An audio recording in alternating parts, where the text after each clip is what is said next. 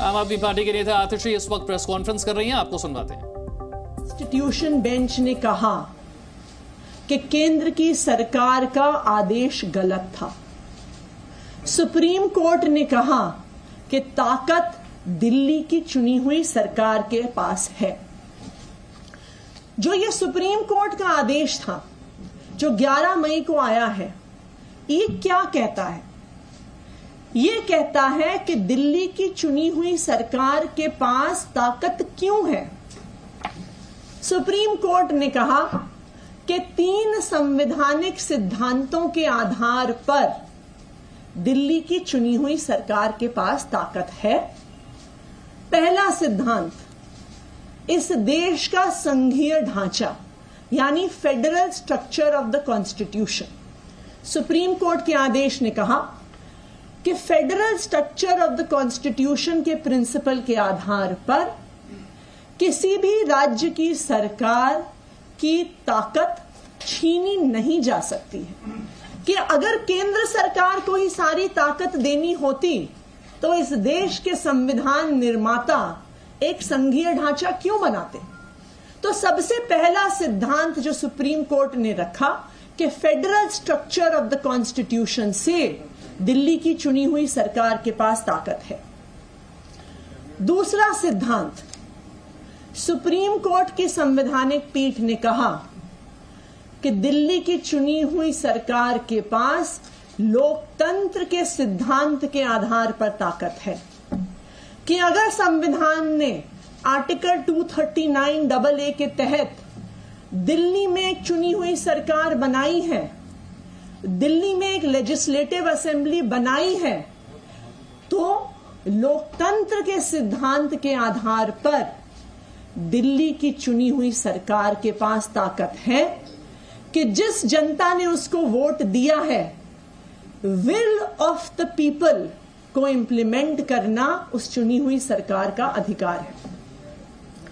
तीसरा संवैधानिक सिद्धांत, सुप्रीम कोर्ट ने कहा कि अफसरों की चुनी हुई सरकार के प्रति जवाबदेही ये भी एक संवैधानिक सिद्धांत है और इसलिए जरूरी है कि दिल्ली की चुनी हुई सरकार के प्रति अफसरों की जवाबदेही हो, वरना चुनी हुई सरकार विल ऑफ द पीपल यानी जनता की इच्छा, जनता की राय को इंप्लीमेंट नहीं कर सकती है।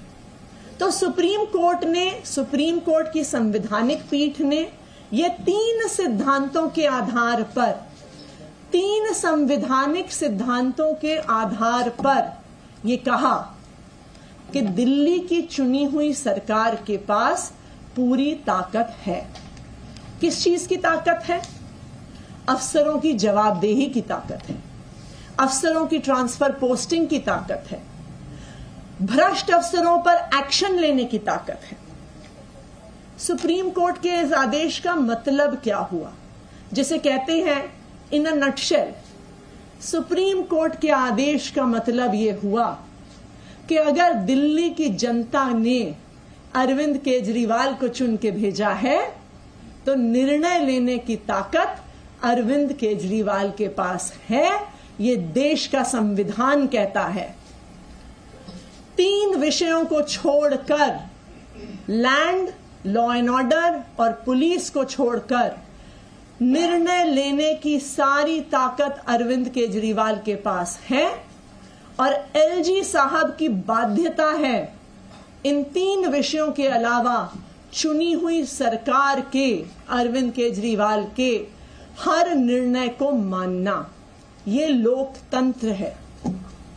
लेकिन केंद्र की सरकार से यह सहन नहीं हुआ, भारतीय जनता पार्टी से यह सहन नहीं हुआ और देश के प्रधानमंत्री नरेंद्र मोदी जी से यह सहन नहीं हुआ कि अरविंद केजरीवाल को सुप्रीम कोर्ट ने ताकत दे दी, कि अरविंद केजरीवाल को 10 गुना स्पीड पे काम करने की ताकत मिल गई। मोदी जी की तो रातों की नींद उड़ गई। मोदी जी को अरविंद केजरीवाल की सपने आने लगे, डरावने सपने आने लगे कि 8 साल से इतनी दिक्कतों के बावजूद मेरी हर कोशिश के बावजूद केजरीवाल ने इतना काम करके दिखा दिया जो बीजेपी की सरकारें 20-20 सालों में नहीं करके दिखा पाई, वो केजरीवाल ने बिना किसी पावर के करके दिखा दिया। स्कूल अच्छे कर दिए, अस्पताल अच्छे कर दिए, बिजली फ्री दे दी, पानी फ्री दे दिया, महिलाओं को बस यात्रा फ्री दे दी, दिल्ली को शानदार सड़कें फ्लाईओवर दे दिया। जब बिना पावर के 8 साल में इतना काम कर दिया, तो अब केजरीवाल के हाथ में पूरी पावर अगर सुप्रीम कोर्ट ने दे दी, तो अब तो केजरीवाल 10 गुना स्पीड पे काम करेगा। तो इसलिए मोदी जी ने सोचा कि केजरीवाल के काम को रोकने के लिए, चाहे कुछ दिन के लिए सही, कोई ना कोई तरीका तो निकालना पड़ेगा।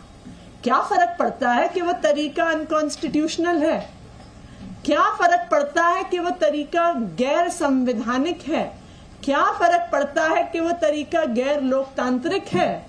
लेकिन मोदी जी ने सोचा कि कुछ दिन के लिए तो सही केजरीवाल के काम को रोका जाए। तो क्या किया मोदी जी की सरकार ने, क्या किया मोदी जी ने?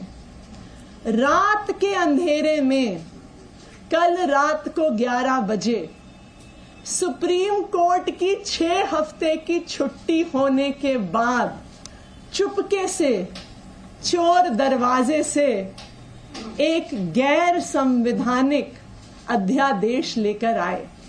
उन्हें भी पता है कि यह अध्यादेश गैर संवैधानिक है, उन्हें भी पता है कि सुप्रीम कोर्ट इस अध्यादेश को तुरंत स्ट्राइक डाउन कर देगा, उन्हें भी पता है कि ये गैर लोकतांत्रिक है। लेकिन उन्होंने सोचा कि अब तो सुप्रीम कोर्ट की 6 हफ्ते की छुट्टी हो गई, तो उन्होंने कल का इंतजार किया। वो 1 हफ्ते पहले भी अध्यादेश लेके आ सकते थे, वो 3 दिन पहले भी अध्यादेश लेके आ सकते थे, वो 1 दिन पहले भी अध्यादेश लेके आ सकते थे। लेकिन उन्होंने उस तारीख का इंतजार किया जिस दिन सुप्रीम कोर्ट की 6 हफ्ते की छुट्टी होने वाली थी, कि 6 हफ्ते तक तो सुप्रीम कोर्ट बंद है, तो 6 हफ्ते तो हम इस अनकॉन्स्टिट्यूशनल ऑर्डिनेंस से दिल्ली की चुनी हुई सरकार का काम रोक सकते हैं। तो क्या कहता है ये ऑर्डिनेंस? ये ऑर्डिनेंस क्यों गैर संवैधानिक है? सबसे पहली चीज, ये ऑर्डिनेंस जो government of NCT of Delhi के एक्ट में लाया गया है, सबसे पहले ये कहता है,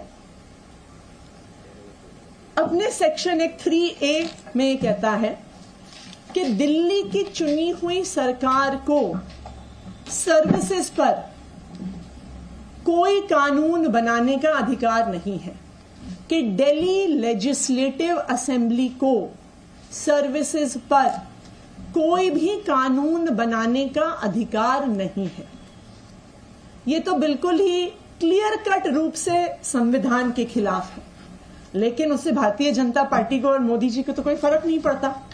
तो पहला प्रोविजन वो सबसे पहले इसमें करते हैं कि सर्विसेज पर कानून बनाने की ताकत दिल्ली लेजिस्लेटिव असेंबली के पास नहीं है, नंबर 1। नंबर 2, कि दिल्ली में ट्रांसफर पोस्टिंग की ताकत, एक नई अथॉरिटी बनाई जाएगी, नेशनल सिविल सर्विसेज अथॉरिटी। क्या होगी ये national civil service? National capital civil service authority.